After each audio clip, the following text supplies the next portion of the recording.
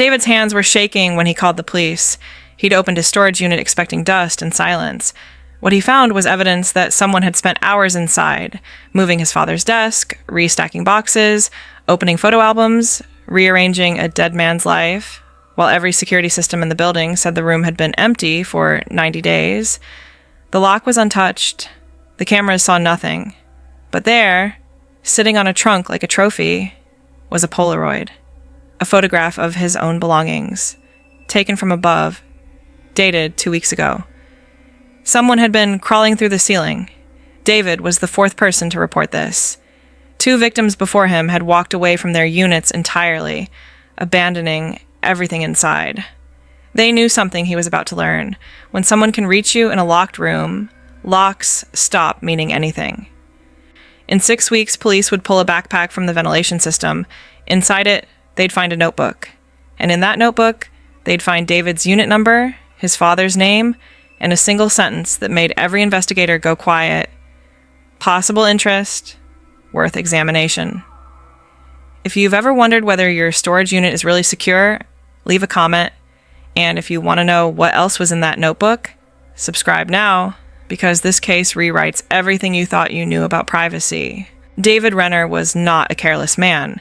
At 32, he worked as a quality control specialist for a medical supply company in Portland, Oregon, a job that demanded precision, documentation, and an almost obsessive attention to detail.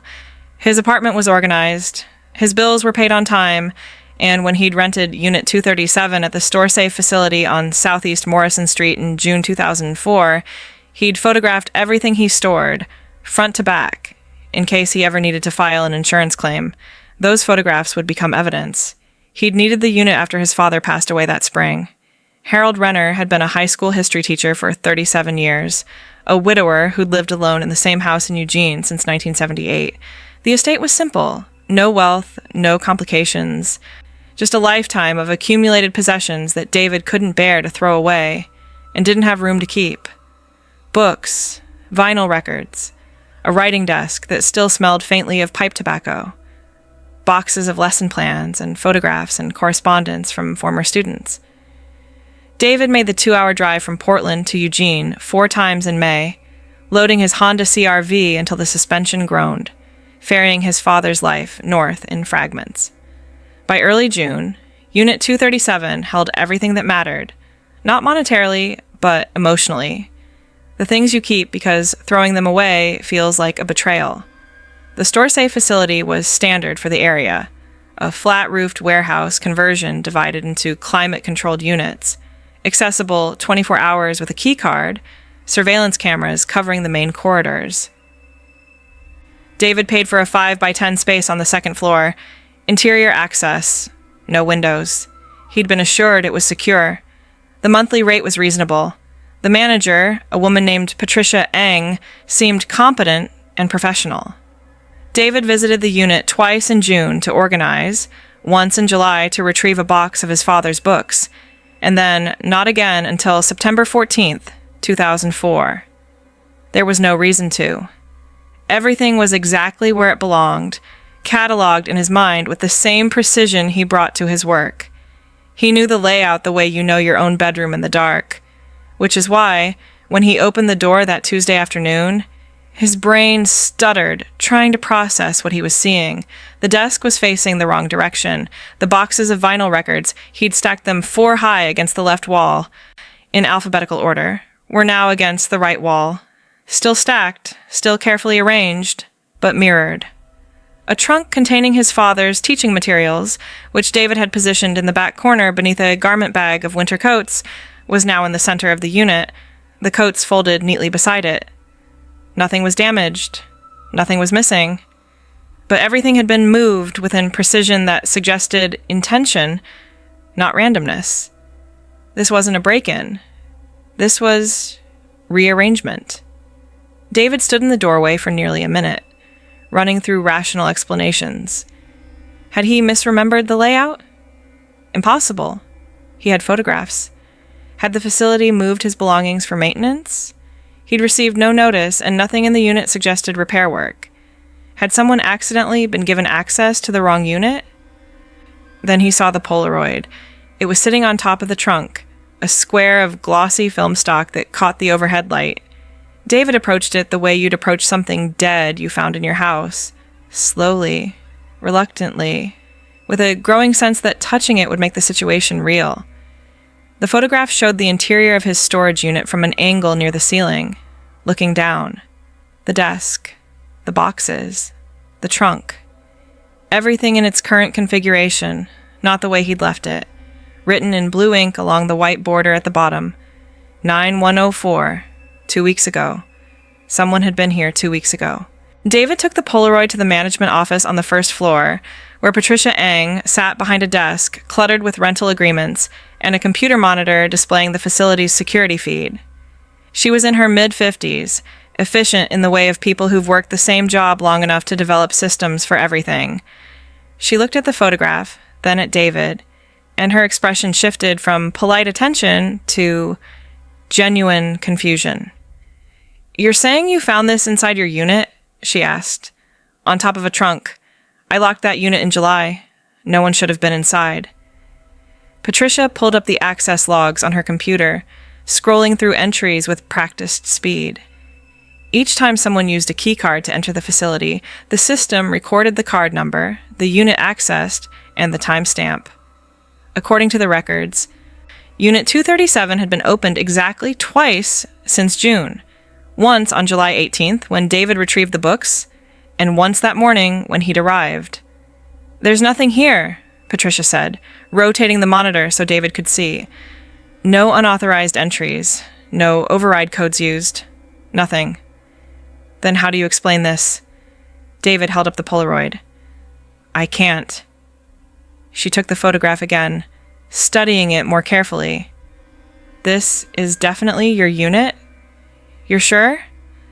"I photographed everything when I moved in. The layout was completely different. Someone moved my things and left this." Patricia was quiet for a moment, her fingers drumming on the desk in a rhythm that suggested she was working through a mental checklist. "Did you give anyone else your access card? Family member? Friend?" "No one. I'm the only person with access." "And your lock, is it the one you brought, or did you use one of ours?" "My own. A master lock I bought specifically for the unit." Patricia stood, gesturing for David to follow. They rode the elevator to the second floor in silence, walked to Unit 237, and examined the lock together. It was intact, no scratches around the mechanism, no signs of tampering. Patricia produced a small flashlight and inspected the door frame, the hinges, the gap between the door and the wall. Nothing. "I need to check something," she said, and pulled out her phone. The conversation that followed was brief and professional, but David caught enough to understand she was calling her supervisor. When she hung up, her expression had tightened. "I'm going to review the security footage. All of it, going back to June. If someone was in your unit, the cameras will show them in the hallway." They returned to the office. Patricia pulled up the security system and began scrubbing through footage, fast-forwarding through empty corridors and the occasional customer moving boxes. David watched over her shoulder, the timestamp in the corner ticking through hours and days. July 18th, David's own visit, carrying a box of books. July 19th through August. Nothing. September 1st, the date on the Polaroid arrived and passed. The hallway outside Unit 237 remained empty. "There's no one," Patricia said quietly. "The whole day, no one goes near your unit." David felt something cold settle in his chest. "That's impossible. Someone took that photograph." "I know, but according to this, no one was there." They reviewed the footage 3 more times, expanding the window to include the days before and after September 1st. The result was the same. The hallway outside Unit 237 was empty, except for other customers accessing their own units. No one approached David's door. No one even paused near it. "Could the cameras have malfunctioned?" David asked. "Not all of them. We have overlapping coverage. If someone disabled one camera, another would catch them." Patricia leaned back in her chair, and for the first time since David had met her, she looked unsettled. "I'm going to file an incident report, and I think you should call the police." Officer Raymond Tiller arrived at the store safe facility just after 4 p.m., a 15-year veteran of the Portland Police Bureau who'd worked enough property crime cases to recognize when something didn't fit the standard patterns. He took David's statement in the management office, examined the Polaroid, and reviewed the security footage with the same methodical attention Patricia had shown. When he finished, he sat back with the expression of someone trying to solve a puzzle missing several pieces. "No signs of forced entry, no unauthorized access, no one on camera," Tiller said, more to himself than to David or Patricia. "But clear evidence someone was inside." "Is that even possible?" David asked. "Technically? No. Practically?" Tiller tapped the Polaroid. "Someone managed it." He spent the next hour documenting the scene, photographing the rearranged contents of Unit 237, and comparing them to the pictures David had taken in June. The differences were undeniable. The desk had been rotated 180 degrees. The boxes of records had been moved and restacked with care. The trunk and winter coats had been repositioned. Tiller even found that some of the lesson plan boxes had been opened, the tape resealed, but the creases fresh enough to indicate recent handling. "Whoever did this took their time," Tiller observed. "This isn't vandalism. This is deliberate." He interviewed Patricia about facility procedures, key card protocols, emergency access. StoreSafe had been in operation for 8 years without a single reported break-in. Their security system was updated regularly. The locks were standard commercial grade, difficult but not impossible to pick, though there were no scratches or tool marks to suggest tampering.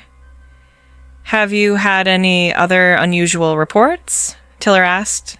"Customers noticing things out of place?" Patricia hesitated, and in that hesitation, David saw something flicker across her face. "There was one," she said slowly. "About 6 weeks ago. A woman with a unit on the 3rd floor said some of her storage boxes had been moved, but nothing was missing, and when we checked the footage, there was nothing. We assumed she'd misremembered." "Did she file a report?" "No, she seemed embarrassed, like she thought we'd think she was confused." Tiller wrote this down. "I'm going to need her name and contact information, and I want a list of everyone who's accessed the building in the last 3 months." While Patricia pulled records, Tiller walked the 2nd floor hallway with David, looking for alternate access points. The facility was solid construction, concrete floors, drywall over steel studs, drop ceiling tiles concealing ductwork and electrical. The ceiling caught Tiller's attention. He borrowed a stepladder from the maintenance closet and pushed aside a tile directly above Unit 237. The space above was dark and cramped, filled with HVAC ducts and electrical conduit. Tiller aimed his flashlight into the gap, sweeping the beam across insulation and support beams. Then he stopped. "There," he said, pointing.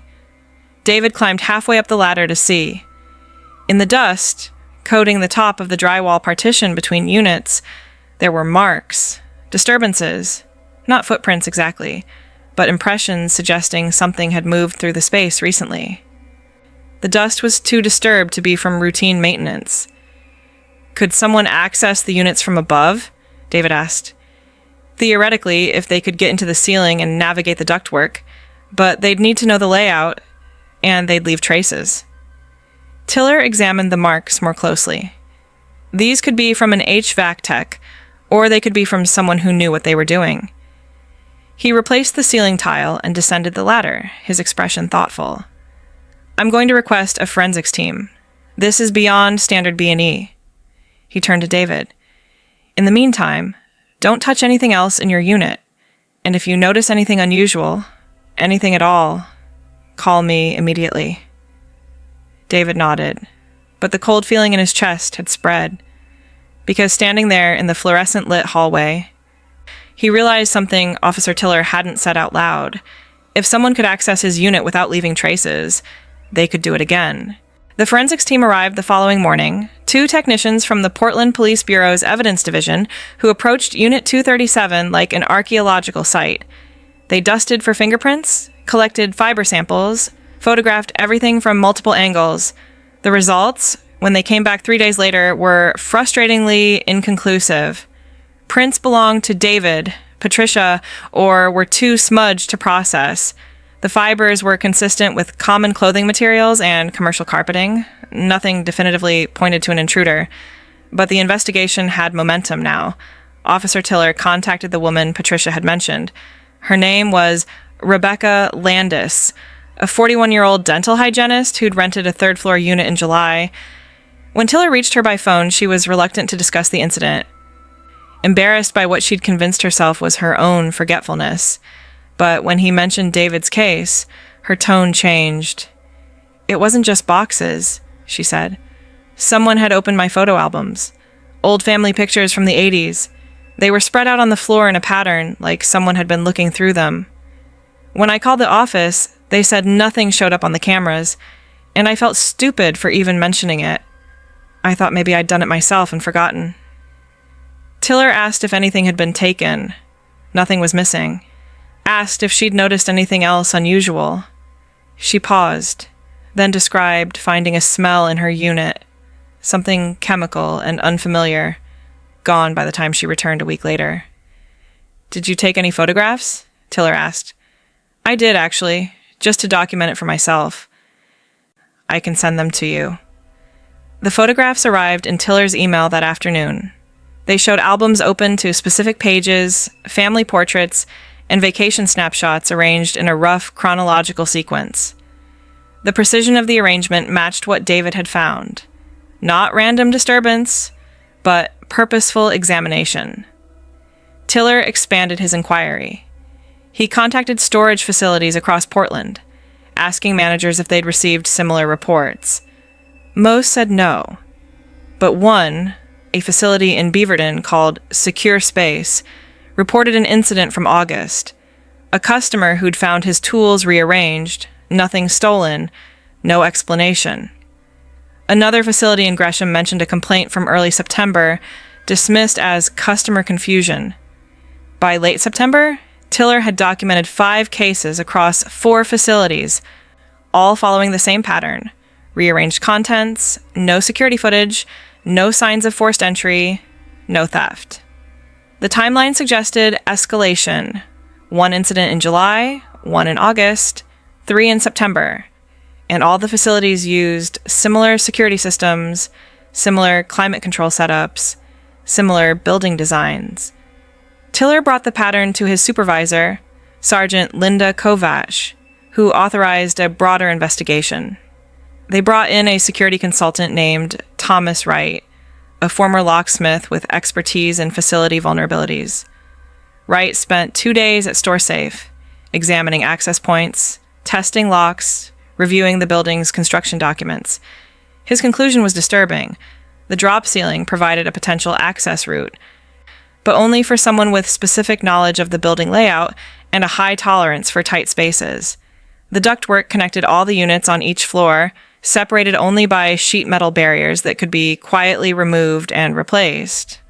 Someone small and determined could theoretically navigate the system, drop into a unit through the ceiling tiles, and exit the same way. But they'd need time, Wright explained to Tiller and David during a meeting at the facility. Hours, not minutes. And they'd need to know exactly where they were going. One wrong turn in those ducts, and they'd be lost. Could they access multiple units in one night? Tiller asked.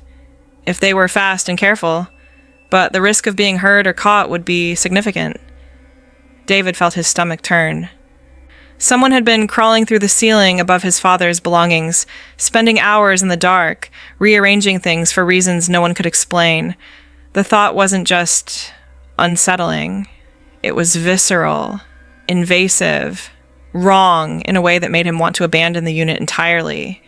The breakthrough came on October 3rd, when maintenance workers at the StoreSafe facility were called to investigate an HVAC malfunction on the second floor. A customer had complained about unusual noises in the ventilation system, rhythmic tapping that occurred irregularly, always late at night.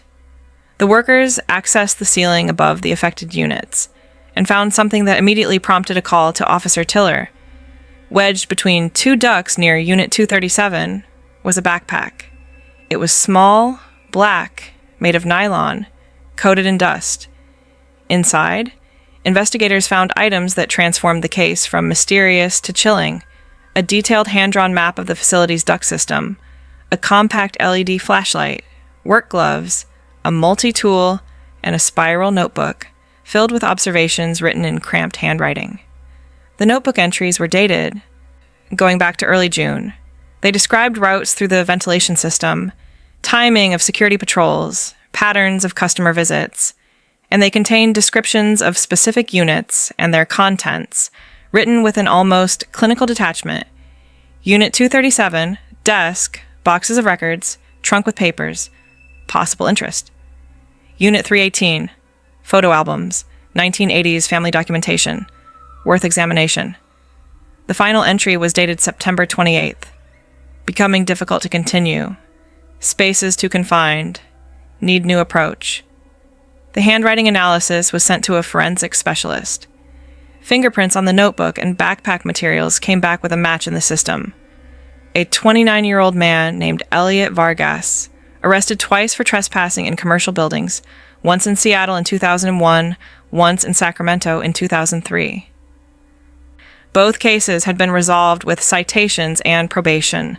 Tiller obtained Vargas's last known address in Northwest Portland and visited with two other officers on October 5th. The apartment was a studio rental in a building near the Pearl District, sparsely furnished, dominated by stacks of notebooks and binders. The landlord confirmed Vargas had lived there for 8 months and kept irregular hours, often leaving late at night and returning before dawn. Vargas himself was not home. His employer, a janitorial company servicing commercial buildings, said he'd called in sick 3 days earlier and hadn't returned. His phone went to voicemail. His car, a 1997 Honda Civic, was gone. Tiller obtained a warrant and searched the apartment. What they found painted a picture of obsession. The notebooks contained observations from dozens of locations: office buildings, warehouses, storage facilities. Vargas had been documenting access points, security vulnerabilities, building layouts with meticulous detail. Some entries went back 5 years, but the storage facility observations were different. They included sketches of personal items, descriptions of family photographs, notes about the emotional significance of stored possessions. It wasn't theft that interested Vargas. It was intimacy, access to private spaces, to things people thought were secure and hidden. A psychiatric evaluation, conducted later with Vargas's attorney, would reveal a man struggling with profound social isolation and a compulsive need to feel connected to others, even through proxy. The storage units represented lives he could study, arrange, interact with in a way that felt safe, because it was one-sided. He wasn't stealing. He was cataloging, trying to understand people through their belongings.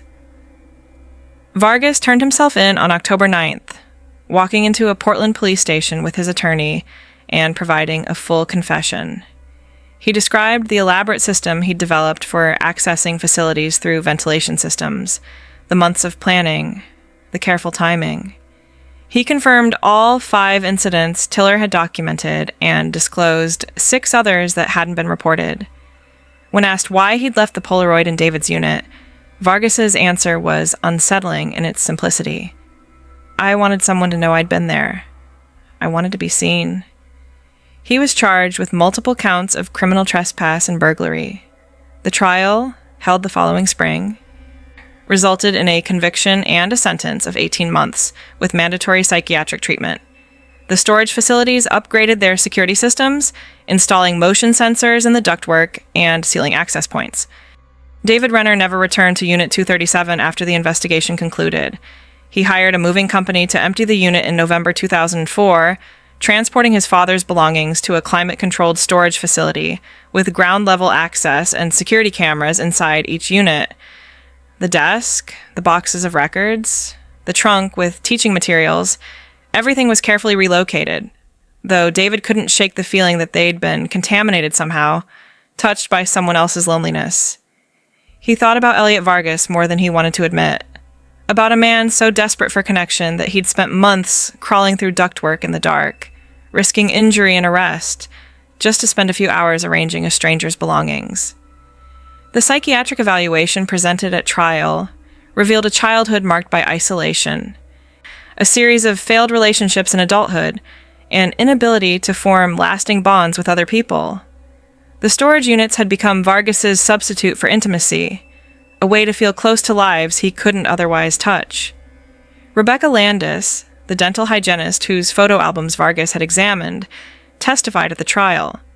She described the violation she'd felt knowing someone had looked through her family photographs, had seen her children as toddlers, her parents when they were young, the summer vacations and birthday parties and Christmas mornings she'd preserved in albums. "Those memories were mine," she said. "Private. And he treated them like specimens to study." But she also acknowledged, reluctantly, that Vargas had been careful. He'd damaged nothing. Stolen nothing. In his own disturbed way, he'd shown a kind of reverence for the belongings he'd examined, arranging them with the precision of someone who understood their emotional weight. The other victims expressed similar ambivalence. Anger at the invasion, yes, but also a strange pity for someone whose need for connection had manifested in such a profoundly broken way. David never spoke to Vargas directly, though he attended portions of the trial. He sat in the gallery and watched a thin, nervous man who barely made eye contact, who seemed to fold in on himself under the attention of the courtroom. During sentencing, Vargas's attorney read a statement on his behalf, an apology to the victims, an acknowledgement of harm, an expression of shame. "I know what I did was wrong," the statement read. "I violated people's privacy and their sense of safety. I told myself I wasn't hurting anyone because I wasn't taking anything, but I understand now that presence itself can be a violation. I'm sorry." David wanted to feel anger, but what he felt was closer to exhaustion. The whole experience had drained something from him, the sense that locks and security systems and careful planning could protect you from the randomness of other people's damage. He still has the photographs he took of his father's belongings, the ones from June 2004 that documented the original arrangement. Sometimes he compares them to the photos taken by police in September, studying the differences, trying to understand what Vargas had been looking for in the rearrangement. There's no pattern he can discern, no hidden message, just the arbitrary reshuffling of one man's life by another man's loneliness. The Polaroid, evidence in the case, later returned to David, sits in a drawer in his apartment. He's never displayed it, never shown it to anyone outside the investigation. It's a reminder that privacy is more fragile than we want to believe, that the spaces we think are secure exist on faith and infrastructure and the assumption that other people will respect boundaries. Elliot Vargas was released from custody in early 2006 after serving 14 months. He moved to Arizona, according to public records, and has had no further arrests. The storage facilities he accessed have new security protocols. The ceiling tiles are sealed. The ducts are monitored. But David still thinks about him sometimes, especially late at night. A man alone in the dark, navigating confined spaces, looking for connection in all the wrong places, trying, in the only way he knew how, to be seen.